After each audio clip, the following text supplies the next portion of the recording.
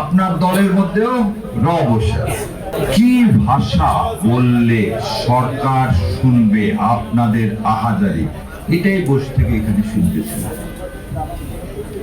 আজ জুলাইয়ে যখন 5ই আগস্ট সেদিন হাঁটতে হাঁটতে গণভবনে ঢুকেছিলাম একটা বিরাট আশা নিয়ে, আমার 10 বছরের ছেলেকে নিয়ে। ওকে বললাম আজকে দেশ স্বাধীন হয়েছে। ও আমাকে জিজ্ঞাসা করছে তাহলে তার কোনো লোক মারা যাবে না? না বাবা। বললাম না।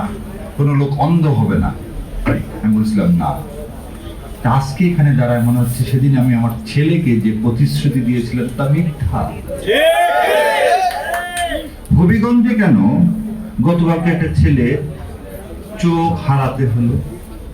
তার মানে রাষ্ট্র সংস্কার চেয়েছিলাম, তা হয়নি। ক্ষমতার হাত বদল হয়েছে। এটা তো আশা ছিল না 5ই আগস্টে। আজকে মাননীয় প্রধানমন্ত্রীকে একটা কথা বলতে চাই। আপনি যে এই মিডিয়াতে জুলাইয়ের কথা বাদ দেওয়ার জন্য, মুছে ফেলে দেওয়ার জন্য কিছু লোককে অ্যাপয়েন্টমেন্টই করলেন জামাতকে অ্যাসাসিনেট করার জন্য, এতে লাভবান কে হবে? এতে লাভবান হবে আওয়ামী লীগ এবং ইন্ডিয়া। ক্ষতিগ্রস্ত কে হবে? জুলাই। তাহলে আপনি যদি জুলাইকে অন করেন, আপনি সংসদে বলতেছেন সবাই মিলে দেশটাকে গড়ব, তাহলে এই আমরা টিভিতে এই চিত্র দেখতেছি কেন? তার মানে আপনার দলের মধ্যেও র বসে আছে।